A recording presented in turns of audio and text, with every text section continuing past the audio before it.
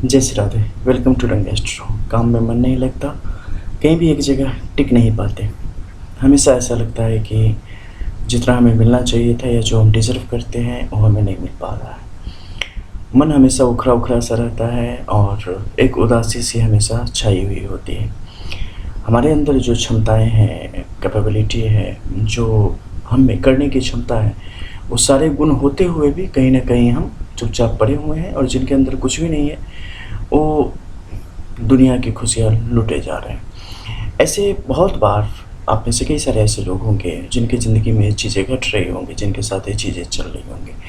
आखिर आप अपनी हस्तरेखा के द्वारा कैसे जान सकते हैं कि ये चीज़ें आपके साथ कब तक रहने वाली है, या कोई ऐसा व्यक्ति जो इनके बारे में जानना चाहता है वो कैसे जान सकता है कि ये चीज़ें क्यों होती है और उसके जीवन में भी ऐसा कुछ है क्या? तो इसी के बारे में आज कुछ खास साइन के द्वारा इसके संबंध में संक्षेप में विस्तृत चर्चा करेंगे। सबसे पहले अगर किसी भी व्यक्ति की हथेली में अगर सीधे जीवन रेखा से ऊपर सीधी खड़ी होती हुई रेखाओं की स्थिति होवे और स्पष्ट तौर पे ये गुरु के ऊपरी क्षेत्र को देख रही होवे, ऐसी स्थिति में आपकी महत्वाकांक्षा को बहुत ज़्यादा बढ़ा देती है। आपको इतना एम्बिशियस बना देती है कि आप बहुत कुछ जीवन में पाने की चेष्टा करना शुरू कर देते हैं और इसके कारण जो एक शांति होती है, जो एक संतुष्टि होती है, वो कहीं ना कहीं आपके जीवन से खोती हुई चली जाती है। आप जीवन को बहुत कुछ देना चाहते हैं और बदले में बहुत कुछ पाना चाहते हैं। मेहनत से कभी भी आप पीछे नहीं हटते, हमेशा अपने आप को एक्टिव रखना आपको पसंद है, लेकिन उसके अनुसार अगर आपकी रेखाओं की स्थिति, आपकी हस्तरेखा के बाकी पर्वत क्षेत्र की स्थिति नहीं हुई तो इसका खामियाजा ये होगा कि बहुत कुछ करने के बाद भी आपको काफ़ी कुछ कम मिलेगा। खासकर आपके मंगल का ये क्षेत्र अगर यहाँ पर एक बेहतर स्थिति में न हो तो आपके बहुत ज़्यादा किए गए मेहनत का भी फल आपको बहुत ही निम्न रूप से प्राप्त होता है। इसके अलावा जो एक दूसरी स्थिति है वो है सूर्य के क्षेत्र में। यहाँ पर अगर एक से ज़्यादा लकीरों की संख्या स्पष्ट तौर पे आपके लिए बनती चली जाती है, ऐसी स्थिति में भी आप एक जगह टिक के नहीं रह पाएंगे। अपने कार्य क्षेत्र में जो कुछ भी करेंगे उसमें एक असंतुष्टि का भाव आपके लिए हमेशा लगा रहेगा। आपको लगेगा कि नहीं, कुछ ना कुछ छूट रहा है, कहीं ना कहीं मेरा 100% उपयोग नहीं हो पा रहा है, कहीं ना कहीं मैं अपना 100% दे नहीं पा रहा हूँ, मेरे लिए और भी कुछ होना चाहिए था। मैं अपनी ऊर्जा को, एनर्जी को कहीं और भी अगर लगाऊंगा तो वहाँ से और भी ज़्यादा कुछ हमें सामने से मिलेगा।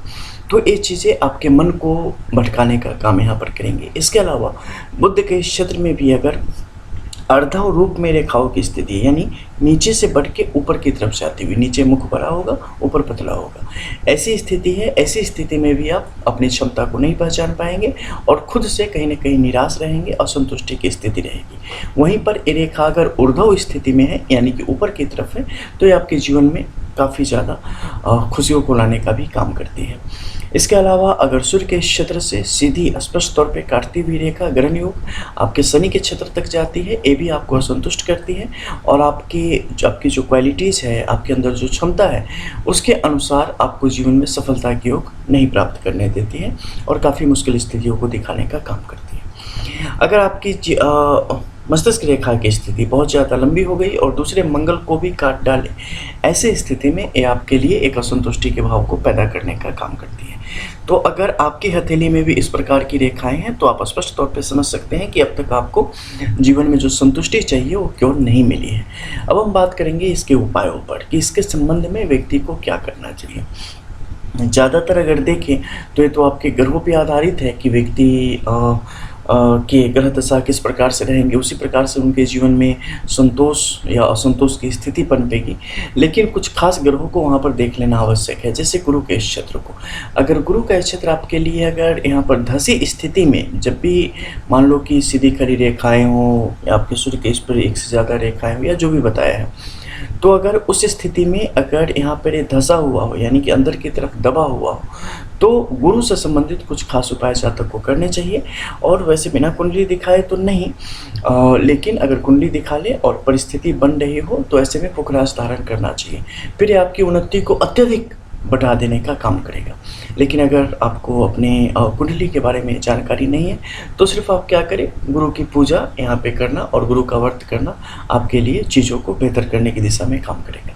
इसके अलावा अगर हम बात करते हैं शनि के क्षेत्र की, तो इसके लिए क्या करना है कि ऐसा नहीं है कि आपको घोड़े के नाल का ही चाहिए, नॉर्मल लोहे का लेके आप पहन सकते हैं। लेकिन एक चीज़ ध्यान रखना, कि अगर पहनने के बाद वो अगर सफ़ेद होने लगे, हल्का-हल्का सफ़ेदी उस पे आने लगे तो ही धारण करना, कालापन बढ़ने लगे तो निकाल के हटा देना, ठीक है।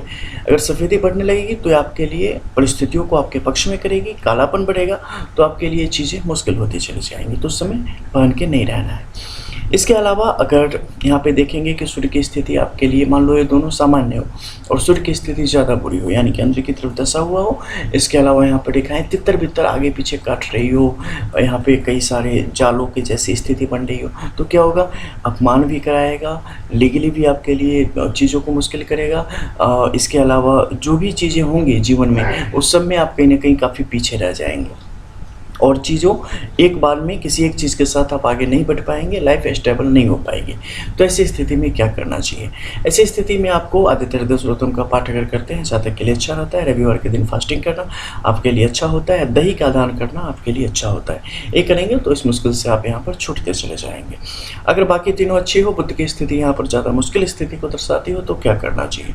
ऐसी स्थिति में श्वेत वस्त्र का धारण करें, ज़्यादा अच्छा होगा, और विद्या का दान करें, यानी कि किसी को भी पढ़ावे, लिखावे, कुछ ज्ञान देवे तो आपके हक में ये चीज़ें काम करनी शुरू करती है। मंगल के लिए क्या करना ज़्यादा उचित रहेगा?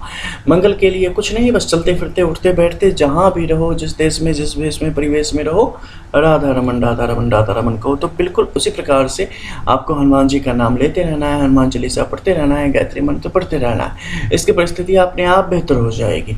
डरना बिल्कुल नहीं है, क्योंकि कितना भी ज़्यादा डर लोगे ना, फिर भी ज़िंदगी बहुत से बहुत 100 से ऊपर तो नहीं जाएगी ना। एक बड़ा ही अच्छी शायरी थी कि हमने उन्हें भी कब्रों में लेटे देखा है जो सिर्फ इस डर से नहीं लड़े कि पता नहीं मेरे साथ कुछ हो ना जाए। तो होना सबको है, आए हो तो जाओगे ही, फिर डरने से कुछ मिलना नहीं है, ठीक है। तो फियरलेस हो जाओ, मैक्सिमम समझ लो कि 80% लाइफ तो वैसे ही सही हो जाएगी। डर अलग अलग रूपों में आपके ज़िंदगी के अलग अलग हिस्सों में विराजमान है। आप जितना ज़्यादा उसके नकाब को हटाते जाएंगे, उससे सामना करते चले जाएंगे, आप खुशियों से उतना जल्दी रूबरू हो पाएंगे। मिलते हैं फिर, जय जय श्री राधे।